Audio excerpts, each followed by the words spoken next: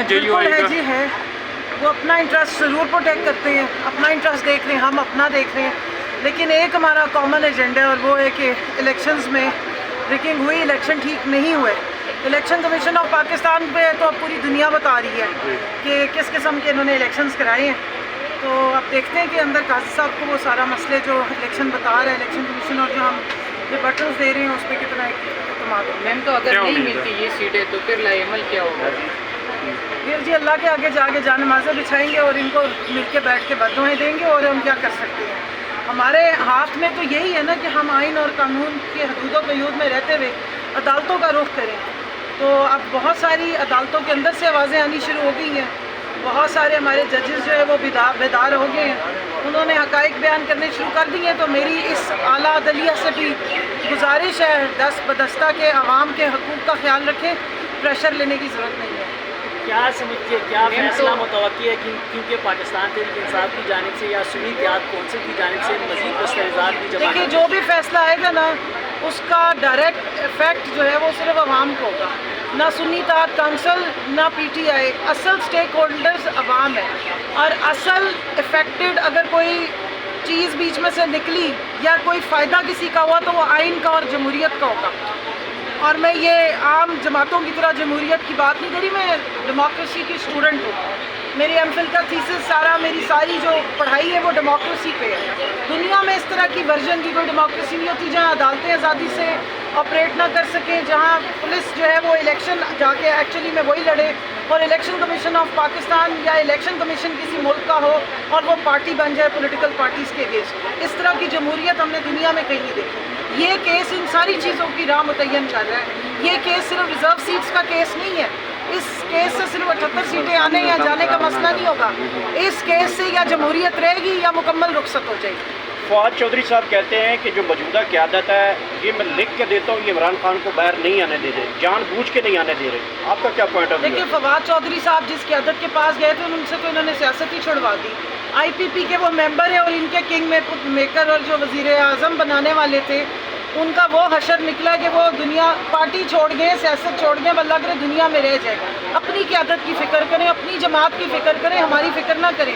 ہم نے مشکل وقت میں جماعت بھی چلا لی تھی اور جمہوریت کے لیے قربانیاں بھی دی ہیں اور ڈٹ کے کھڑے ہیں اپنے لیڈر کے ساتھ بھی، اور انشاءاللہ آگے بھی کھڑے رہیں گے۔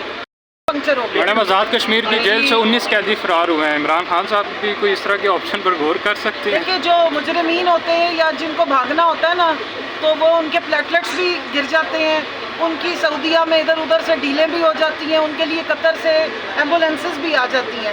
الحمدللہ عمران خان صاحب کو 6x8 کا کمرہ دیا ہوا ہے، لیکن وہاں پر بھی وہ اپنی ایک کرسی کے اوپر ایکسرسائز جاری رکھتے ہیں اور وہ وہاں سے بیٹھ کے ان کے بھاگنے کا بندوبست کر رہے ہیں۔ اب آپ کو اندازہ ہو گیا ہے کہ بہت سارے وزراء کے پتہ لگ رہا ہے کہ بچے جائیدادیں ساری باہر شفٹ ہونی شروع ہو گئی ہیں۔ تو عمران خان صاحب انشاءاللہ جیلوں کا بھی معیار بہتر کریں گے، اور جیل میں جو ناجائز قیدیوں کو اس طرح FIRیں جھوٹی کاٹ کے بند کیا جاتا ہے، سیاسی جو بغض میں اور سیاسی اناد میں جو یہ جس طرح کی ٹارگٹنگ کی جاتی ہے یہ کلچر بھی ختم کریں گے، اور جو باہر چور دندناتے پھریں ان کے ہی بھاگنے کا بندوبست کریں گے۔ میڈم اب اگلی دفعہ انہیں اڈیالہ جیل بھی نہیں ملے گی۔ مودی صاحب کہتے ہیں کہ میں خان صاحب کو گلے لگ کے رونا چاہتا ہوں، اگر میں کوئی واپسی کی بات کروں گا تو یہ کہیں گے کہ بگوڑا بھی رہا ہے، تو ابھی ان کے لیے کیا کون سے option کون ہے؟ کہتے ہیں؟ علی زیدی صاحب۔ میم تو معافی کی آپشن ہے پارٹی کے اندر؟ دیکھیں ان سے کہیں کہ اللہ کے آگے سر رکھیں، جس سر پہ وہ اشارے کرتے تھے کہ ادھر گولی لگے گی تو پھر یہ جائے گا، وہاں رکھ کے وہ ماتھا ٹیکیں اللہ کے آگے اور وہاں پہ معافیاں مانگیں، اور جو بھی آپ نے جدھر سر رکھنے تھے وہاں آپ نے رکھے۔ اگر یہ انسان کا سر ایک ہی کے آگے جھکتا ہو نا تو پھر بعد میں معافیاں مانگنے کی ضرورت نہیں ہوتی۔ میڈم کنول شاہ صاحب یہ بتائیے گا کہ مریم نواز نے وعدے کیے تھے فری بجلی، البتہ وہ فری بجلی تو نہیں دے رہی، لیکن گرمی کی چھٹیوں کے بعد فری دودھ کی جو ہے وہ ملے گا، تو سمجھتی ہے فری دودھ ملے گا؟ جی وہ ابھی نہریں کھد رہی ہیں نا، دودھ بھی اور ساتھ شہد بھی ملے گا، آپ بس تیاری پکڑیں۔ ایک شہد کی نہر میں ڈبکی لگانا، پھر اس کے بعد دودھ کی نہر میں، وہ پہلے ان کے ابا جی نے کھدوائی تھی، بیچ میں سوکھ گئی تھی، اب بس ایک کنیکشن دینے کی دیر ہے، اس میں سے دودھ بھی بہے گا، شہد بھی بہے گا، آپ بھی اس کے اندر بہنا، عوام بھی اس میں ڈبکیاں لگائے گی، گرمی بھی کم ہوگی۔ اور باقی بجلی کی بات کر رہے ہیں، مریم نے تو آپ لوگوں کو اتنی اچھی، وہ قوم کی اتنی بڑی لیڈر ہے، اس کا ویژن چیک کریں، اس نے اقتدار میں آنے سے پہلے آپ کو بتا دیا تھا کہ بجلی بچانے کے چندہ اصول کیا ہے، اس استعمال کریں اور اس سے استری کریں. استری کا اتنا زیادہ خرچہ آتا ہے. باقی چیزوں کا بھی انشاءاللہ آہستہ آہستہ وہ آپ کو بڑی اچھی والی نا روشن خیالی کے ساتھ چیزیں آپ کو بڑے اچھے نسخے ٹوٹ کے بتائیں گی کہ بجلی آپ کو بھول ہی جائے گی. وہ جو غاروں کے دور میں لوگ رہتے تھے وہ بلا کوئی بجلی استعمال کرتے تھے, یا آپ کے جو آباء و اجداد تھے 3-4 نسلیں پہلے وہ کون سا بجلی استعمال کرتے تھے. اچھی بھلی ان کی زندگیاں تھیں, لالٹینوں پہ وہ گزارے کرتے تھے, استریوں کے بغیر فرائی پان اس وقت بھی نہیں تھے. لیکن مریم نے تو آپ کو ماڈرن بتایا ہے کہ آپ اپنے کپڑے بھی استری کر سکتے ہیں اور وہ بھی فرائنگ پان سے.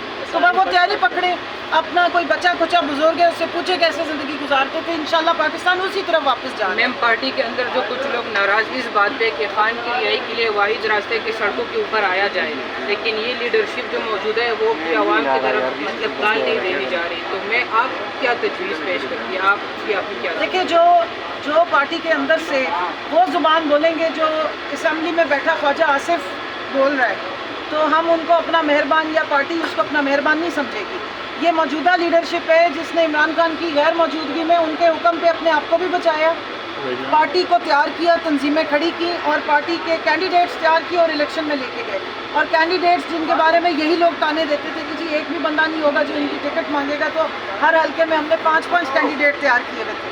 سو اس کے بعد آج کل ہماری کور کمیٹی کی میٹنگ ہوئی ہے اور مکمل اعتماد ہے ہمیں اپنی تمام لیڈرشپ پہ, بشمول میرے. ہم سب نے وہاں ریزولوشن بھی پاس کی ہے اور میں اپنے کارکنان سے ریکویسٹ کروں گی کہ یہ اس سازش میں مت آئیں. جب 3-4 جگہوں سے ایک جیسی آوازیں اٹھیں تو سمجھیں, اور یہی والی سازش کی تھی جب انگریز اس بر صغیر میں آیا تو, اور اسی طرح اندر گھس کے اندر انفلٹریٹ کر کے اندر کی فائٹنگ کرا کے اس نے کنٹرول کیا تھا. جو ہسٹری پڑھتے ہیں وہ دیکھ لیں کہ انگریز کوئی فوج ساتھ لے کر نہیں آیا تھا, وہ خود آئے تھے اور باقی بندے انہیں یہیں سے لوکل مل گئے تھے. تو آپ ان کے لوگوں کے جو سازشیں کر رہے ہیں اور جو ہمارے باہر بیٹھے ہوئے ہیں اور جو چاہتے نہیں ہیں کہ خان صاحب باہر ہیں, ان کو واحد رستہ نظر آ رہا ہے, کیونکہ واحد جماعت ہے پی ٹی آئی جس نے ورسٹ قسم کی فسطائیت کا مقابلہ کیا اور پھر بھی سٹینڈ لیتی رہی, کھڑی رہی, آج تک کھڑی ہے جمہوریت کے لیے, آئین کی حدودوں کے یوتھ کے اندر. 9 مئی جیسا ایک جھوٹے فالس فلیگ آپریشن کا شکار ہوئے. آج بھی ہمارے ورکرز ملٹری کورٹس کا فیس کر رہے ہیں, آج بھی ہمارے ورکرز جو ہیں وہ اندر بند ہے, آج بھی ہماری خواتین کو گرمی میں ذلیل و خوار کیا جا رہا ہے. اور اس کے باوجود بھی ہم سب ڈٹے ہوئے ہیں, الیکشن بھی لڑا, فارم 47 کے باوجود بھی ہر اسمبلی میں ہماری آواز اب آپ کو سنائی دے رہی ہے. تو ان آوازوں کو اگر دبانے کا واحد راستہ ہے تو وہ آپس کی لڑائیوں میں. روزنامہ قدرت کی ویڈیو دیکھنے کے لیے ابھی YouTube چینل پر سبسکرائب کریں اور بیل آئیکن پر بھی کلک کریں.